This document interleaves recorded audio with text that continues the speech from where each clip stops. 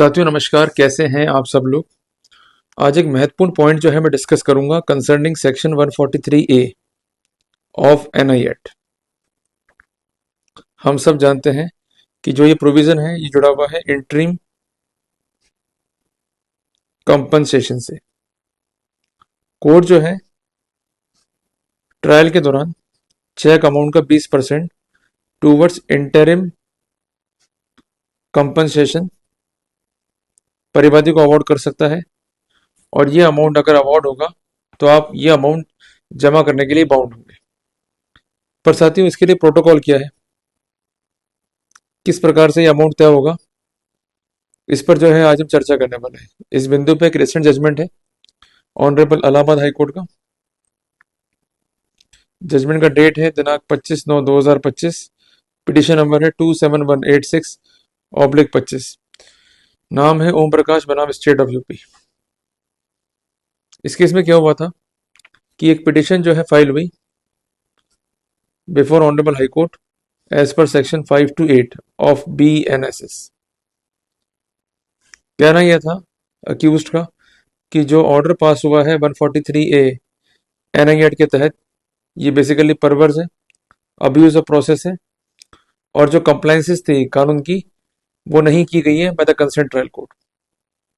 साथियों, निष्कर्ष पहुंचने से पहले हम चलते हैं केस के बेसिस पे।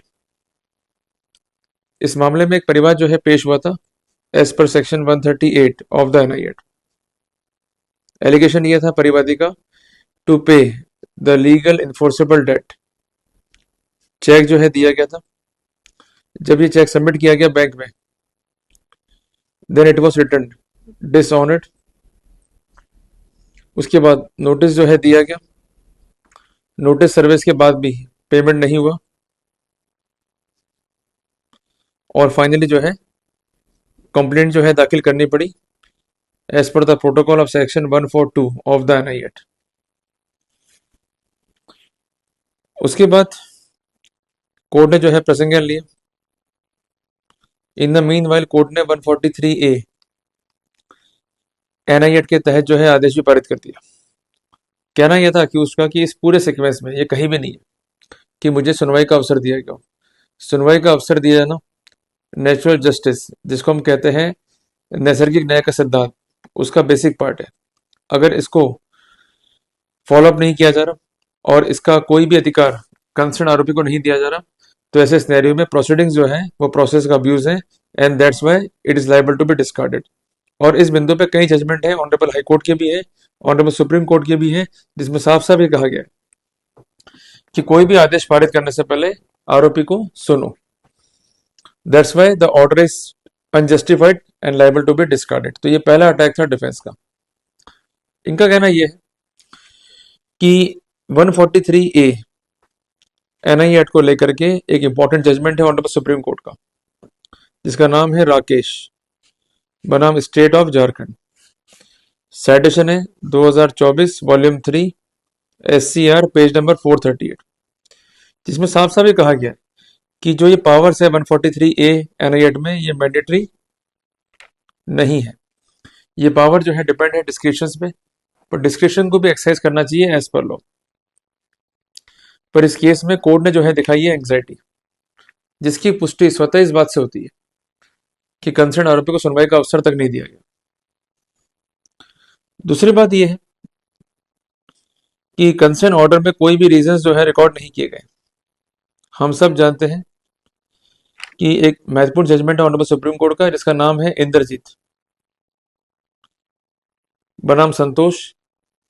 ये फैसला है दिनांक 19/8/2022 का, जिसमें साफ साफ ये कहा गया है पैरा नंबर 4.4 में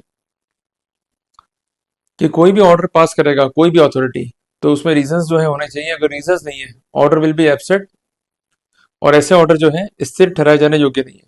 तो इस पॉइंट पर भी जो है ऑर्डर को जो है चैलेंज किया गया। ये बहुत ही महत्वपूर्ण बिंदु है, इसको जो है आप नोट डाउन कर लीजिए। आप लोग क्या करते हो जब भी जाते हो रिवीजन में या क्वेश्चन में, आप लोग बात करते हो फैक्चुअल पर्सपेक्टिव में। नेवर, आपको बात करनी है सिर्फ और सिर्फ लीगल पर्सपेक्टिव में कि क्या लॉ पॉइंट थे और क्या कंप्लाई विच जो है नहीं हुआ है, तभी अपने को सफलता मिलेगी।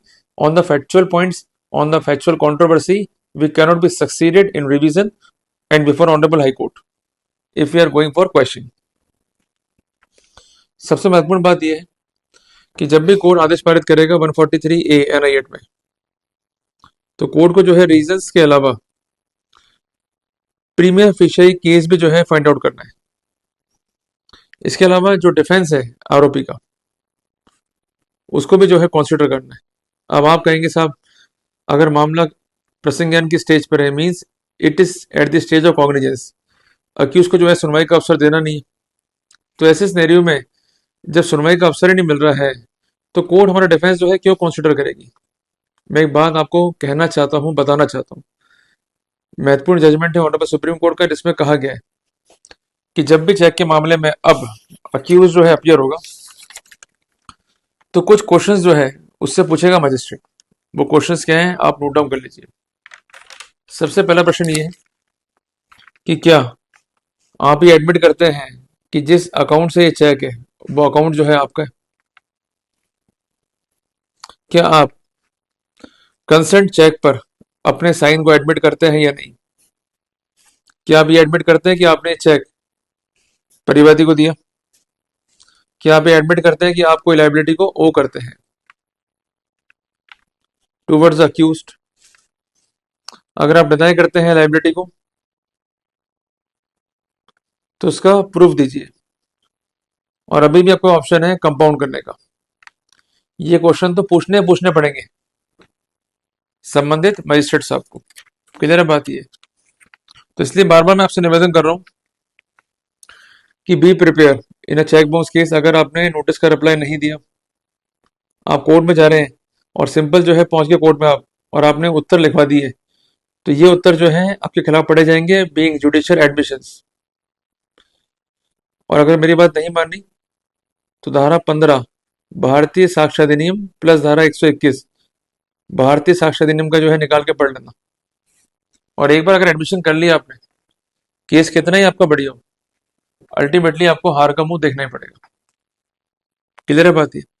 तो इसलिए जो भी आप प्ली देंगे it must be in writing, और अगर आपका प्ली राइटिंग में है तो मजिस्ट्रेट ऐसे स्टेटमेंट को रिकॉर्ड पर रखने के लिए बाउंड है। और BNSS में इस कॉन्टेक्स्ट में जो है प्रोटोकॉल दिए गए, इसलिए be alert and be aware.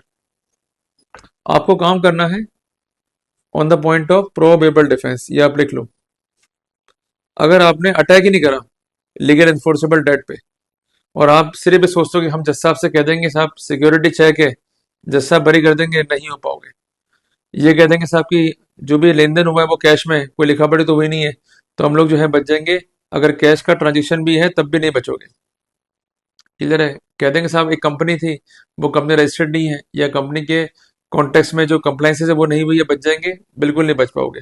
जब तक लीगल इन्फोर्सेबल डेट पर अटैक नहीं है आप नहीं बच पाओगे। आपको ये प्रूव करना है कि ये डेट जो है डाउटफुल है, ये डेट जो है अस्तित्व में नहीं है, it is not in the existence, and apart from that a manipulative date is on the record. तब जाके बच पाओगे, अदरवाइज बचना बहुत मुश्किल है। तो जो मैंने निवेदन किया आपसे कि रीजंस के अलावा कोर्ट को देखना है प्रीमियम फेशियरी केस, ये मैं लिख रहा हूँ, आप इसको नोट कर लीजिए। और इसके अलावा डिफेंस जो है अक्यूज का, उसको भी जो है देखना होगा। और जो अक्यूज की फाइनेंशियल पोजीशन है उसको भी जो है देखना होगा। If the accused having the financial distress तो it is required to be taken into consideration. इसके अलावा अगर डिफेंस जो है प्रोबेबल है, मैं आपको इसलिए बार बार कह रहा हूँ डिफेंस जो है एप्रोप्रिएट है, तो वहां कोर्ट जो है रिफ्यूज भी कर सकता है to incline the interim compensation. तो इसलिए नोटिस का रिप्लाई जरूर करें जब कोर्ट में जाए। तो जो नोटिस ऑफ एक्यूजेशन है, जब क्वेश्चन पूछे जाएंगे आपसे तब भी रिप्लाई जो है जरूर कर दे ताकि दिक्कत नहीं हो। And apart from that the order must show the application of mind. The order could not be passed in the cyclostyle way, in the mechanical वे। और अगर ये मैंडेट जो है फॉलो नहीं किया गया तो ऐसे सिनेरियो में कोई भी केस ऑर्डर जो कि बेस्ड है 143A NI एक्ट पे, उसको स्थिर नहीं ठहराया जा सकता। ऐसा ऑर्डर जो है रद्द किए जाने योग्य। इस केस में कोर्ट ने ऑर्डर को रद्द कर दिया, केस को रिमांड पे कर दिया टू डिसाइड अफ्रेश। तो इसलिए मेरा आपसे आग्रह यह है कि अगर आप 143A NIET को जो है चाहते हैं कॉन्टेस्ट करना, तो सदैव ध्यान रखें 6 महत्वपूर्ण बिंदु। सबसे पहली बात, आपको सुनवाई का अवसर दिया गया है या नहीं दिया गया। सुनवाई का अवसर नहीं दिया गया, ऑर्डर जो है इम्प्यूट है। Even you may go for recall also before the concern trial court, clear है। बट रिवीजन का भी राइट आपको रिजर्व करना है, क्योंकि पॉइंट आपका लीगल है, लीगल पॉइंट पर रिकॉल जो है आप सबमिट कर सकते हैं, इसमें कोई मनाही नहीं है। दूसरी इंपॉर्टेंट बात यह है कि जो ऑर्डर किया है वो ऑर्डर क्या लेंदी है या इन शॉर्ट है। अगर ऑर्डर जो है इंडिकेट कर रहा है नॉन एप्लीकेशन ऑफ माइंड, और it is indicating that it is cyclostyle और mechanical, you may challenge it. Apart from that उसमें रीजंस है या नहीं है। अगर डिफेंस दिया है आपने, सबमिट किया है, उसे कंसीडर किया गया है या नहीं किया गया। प्रथम दृष्टया मामला कैसे बनता है परिवादी की ओर से, उस बारे में क्या फाइंडिंग जो है जज साहब ने दी, और इसके अलावा जो फैक्चुअल एस्पेक्ट्स हैं उसके कॉन्टेक्स्ट में क्या क्या लीगल कंप्लाइंसेस हैं, इसको भी जो है आप कर सकते हैं पॉइंट आउट। तो ये महत्वपूर्ण पॉइंट्स हैं, इसको सदैव जो है ध्यान में रखिएगा whenever you are going to fight for a case under section 143A of the NIET। पर सदैव एक बात ध्यान रखिएगा कि जो ये ऑर्डर है, जब भी कोर्ट पास करेगा तो कोर्ट ऐसे आदेश के लिए बाउंड नहीं है, पावर जो है डिस्क्रिशनरी है।